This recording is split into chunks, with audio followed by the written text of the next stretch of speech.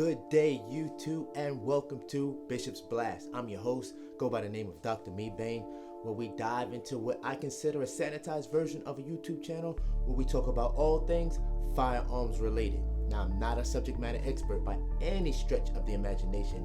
I'm just a retired Navy guy who loves God and has quite the affinity for all things that go boom. So right about now, you know what I'm about to ask you to do. Please do me a favor, tap that subscribe button. I am so thankful for all of you that have already done this and that you're getting the notifications because you allowed this opportunity to chronicle this journey with me. Maybe we'll be able to have a blast together. Now, once again, since I'm already asking for favors right off rip, why don't you do me this one quick favor? Hit that like button. I want to thank you for continuing to do this with me as we continue to grow this channel, get our numbers up. So once again, you're on tune to another version of Bishop's Blast. Come on, let's get it in. Now, we're getting into something I said I wasn't going to do, then I said I was going to do, then I said I'm not going to do. I'm bringing it back up anyway. I'm going to talk about 3. Yes, that's the magic number with me. 3 firearms that, hey, if I had the opportunity to buy or purchase these things again, probably will leave them at the gun store. Now, once I don't want anyone who has these firearms to feel shamed in any way, shape, form, or fashion. If I needed to use one of the 3 of these to defend myself, I still feel confident that I have the ability to be able to do so, mainly because I believe in, come on, go ahead and say it with me, practice. Whatever firearm that you're going to utilize, y'all know this is my public service announcement anyway. I just believe that whatever firearm that you have, make sure that you're proficient in it. So if you ever had to use it, God forbid, you have the skill set to be able to do so flawlessly. But these are just 3 that, I don't know, it just didn't do it for me. And I'll kind of explain a little bit why they didn't do it for me. So let me go ahead and jump right into this, where I will start off with something that kind of shocked me because I really thought I was going to like this one. And this is the Ruger American. The Ruger American. When I first got it, I loved this color on it. The Ruger American. It is clear. Safe direction. Shoot. The Ruger American.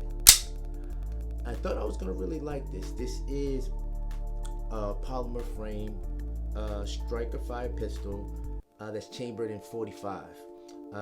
I was really on my 45 high at the time because I just copped a couple of 1911s and I was like, hey, look, I think I might be a 45 guy. Till I got this. I really liked the Cerakote on this. It was something that was a little bit smaller than the Glock 19, so I said, hey, look, if I like it, I might even carry it. Has a Picatinny rail on it, back cocking serrations. I wasn't crazy about the back cocking serrations, none in the front. But the reason why it didn't do it for me, a couple of things. Number one, when I first got it, there was something wrong with the guide rod that was with it. But I think there was some kind of recall on it anyway. So I sent it back. Ruger was pretty timely with making sure that I got one back. I took it back to the range because that's how I figured out that it didn't work. Once again, public service announcement. If you really want to make sure that it works, don't leave it in a box. Don't leave it in the holster, and then when you need it, you realize, wow, this thing doesn't work. I took it to the range.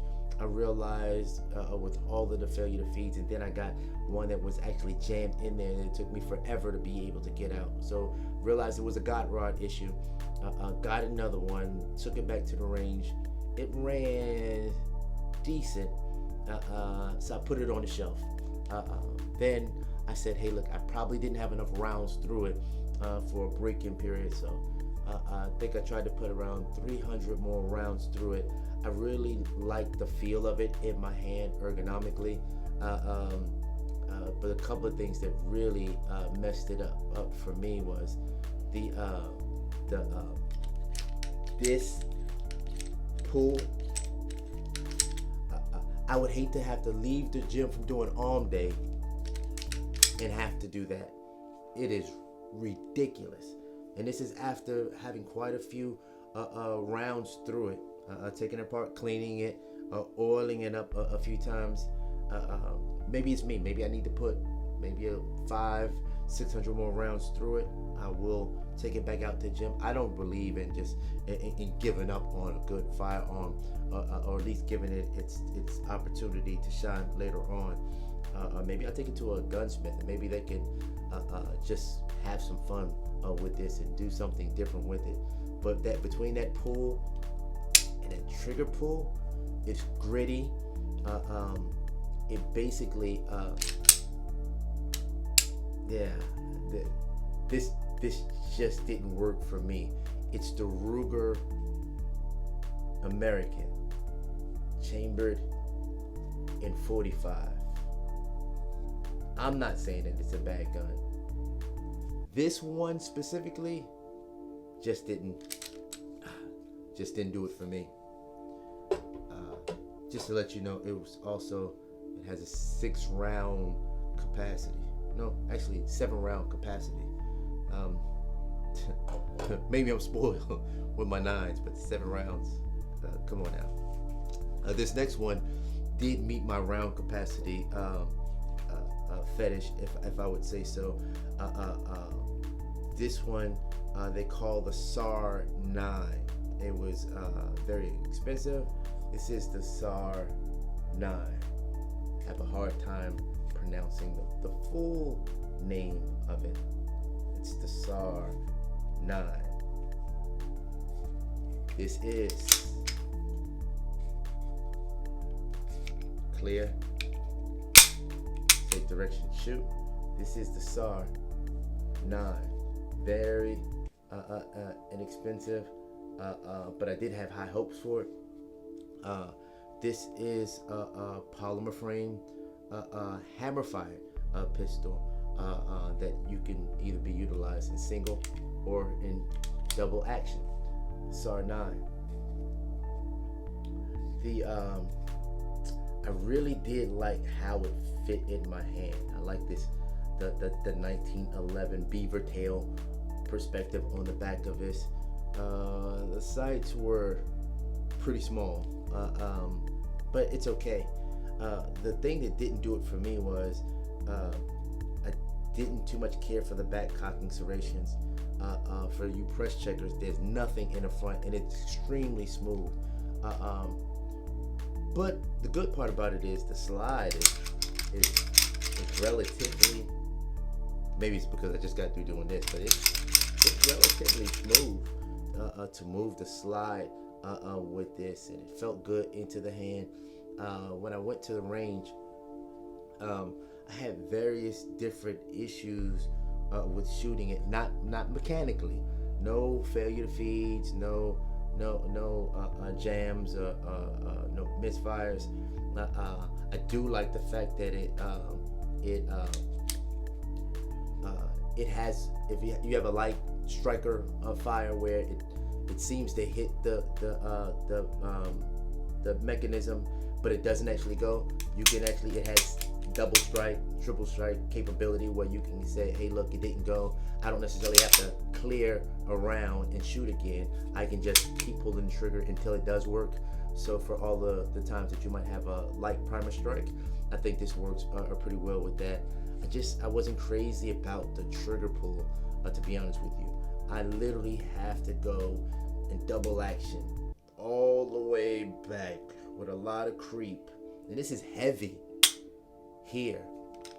And the reset, I have to start all over again. The good thing about it is the next time that it shoots, it's going to shoot in single action, and it is relatively light in a single action. But that first trigger pull, I'm here to tell you, you're going to have to be extremely intentional when you pull the trigger on this. I think I have maybe about 1,000 rounds through this. Once again, I'm gonna pull all these back out at some point in time and give them I'm gonna give them a shot of getting off the bench They probably ride about third, fourth string at this point in time. But I'll give them another opportunity. Maybe they make second string one day. But the SARN, it's polymer frame, hammer-fired pistol. It didn't do it for me. And last but not least, or maybe it is least, this is the Sky CPX2. The Sky CPX2. Clear. Safe direction. Shoot. The Sky CPX2. Once again, this is a polymer frame striker-fired pistol, chambered in 9mm. I think the big attraction with this firearm specifically, besides the fact that it's small, so it caters to the crowd that wants to use this as your EDC or concealed carry, but also the thing that got me was, at the time, I had no firearm that had an optic on it, and this actually came with an optic on it. I said, this is a good intro for me to get into the optic game. So I was excited about this. And one other good point for me, maybe not for anybody else, the finger grooves on this, once again, I don't know, maybe I'm just that average of a guy. When they create these finger grooves, it worked for me. It really fits in my arm. I really wish that the undercut was a little bit more indentured, but besides that, the finger grooves, it worked for me. And the optic was okay. It maintained 0, maybe for 100. Maybe 150 rounds, and then it got off a little bit, and then I zeroed it back in. The way that it seats, it kind of co-witnesses a little bit. But the problem with this, for me specifically, is, and I know with a lot of polymer frame striker-fired pistols that are this small, they have a tendency and a proclivity to be a little snappy. You just got to know what you're getting into. I could have lived with snappy. It has back cocking serrations, no front cocking serrations, and is extremely smooth. So any press check, it's not gonna happen. The slide on this is relatively rough. Once again, I'll pull it out later and try to maybe put another 1,000 rounds through it and see if that loosens it up. But I've oiled it. I've done the maintenance on it. It just doesn't. It's a lot harder for me to be able to call me soft. I'm okay. I'm a big boy. I can live with that. But it's snappy. It's bitey. The one thing that's also an issue with me is the magazine release was a little sticky. I kind of fixed that piece of the puzzle. But this trigger pull is horrendous. Once again, it literally goes all the way back before it breaks, and it's almost sticky. That's all the way back out. What are we doing? I mean, that's this is a polymer frame. I believe it's an internal hammer. Yeah, I can see the little hammer now. It's an internal hammer fired pistol, but it's another one of the allures is these things come in so many different colors. So so if somebody want to get their cute on, I guess you can. But it just didn't do it for me as much as I wanted it to do it. But once again, I'm gonna give all of these another opportunity to come off the bench and do something else. And man, they got a little kind of an indenture there. What were you thinking? Why did you just put a rail on it? I don't know. It would have been nice to have a little Picatinny rail on this, regardless of how small this is. My last thing. Now this one did have a little bit more of a round count. I don't think that I told you the SARN 9, the round count in the SARN 9. The SARN 9 quick benefit for me. 17 rounds. You can't go wrong with that. Last thing about that Ruger American 2, that magazine release, it almost takes 2 fingers to get that thing released for me. But these are the ones. And with that Sky, if I was going to, what I replaced it with at the time, I don't use this anymore as a concealed carry either, but I still enjoy this, and sometimes throw it in my pocket real quick if I'm going someplace. Is this? This is when I got the P365. This is the SAS edition. The P365. The SAS edition. Clear firearm. You have to slingshot this one. Safe direction, shoot. The P365 SAS edition. It's small. It's a little snappy, but I'm gonna tell you, it's extremely manageable for me. I love shooting this firearm. It's ported. The one thing that I really did like about it when it replaced the Sky for me was I like this internal optic, if you will, that allows you to look at. There's no sights on the outside of this firearm whatsoever, and it's an extremely slender profile. This is mostly used because the SAS is supposed to be snag free, so when you're putting it in a holster or in your pocket, there's nothing to snag against it.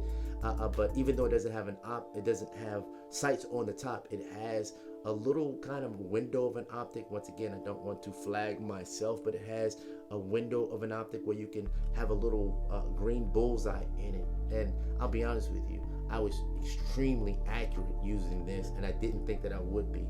The P365 SAS edition, really like this 10-round capacity, polymer frame, striker fire pistol, and the stippling job, which is amazing. So this is what replaced it for me. So anyone that says, hey, look, well, what would I use if I don't use the Sky? Hey, you might want to jump on this. I don't necessarily use it much now, but I really did enjoy this firearm.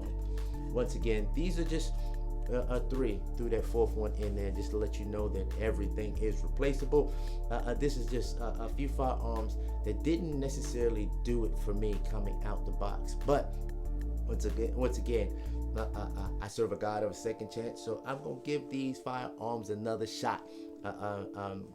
This coming year, this 2024, I'll take them to the range again. I'll give them another shot, see what they do. But for me, these are gonna have to stay on the bench for now. Once again, want to give a quick shout out to at Steven H4129. Thank you for the love and support. Also want to give a shout out to at Hawcom Cinco. Once again, God bless you. Thank you for the support and the love that you're showing me in this channel. And once again, I want you to continue to stay tuned. Yes, we're going to have some giveaways. Once again, remember, bless people. I just want to be a blessing to some of the ones that are coming out and following me in this firearm related journey. So please continue to stay tuned with me into Blister Blast so that we may be able to have a blast together. I am having an awesome time doing this, and I thankful that I can do this and share this with each and every one of you. So once again, continue to stay tuned to Bishop's Blast. Take care and be blessed.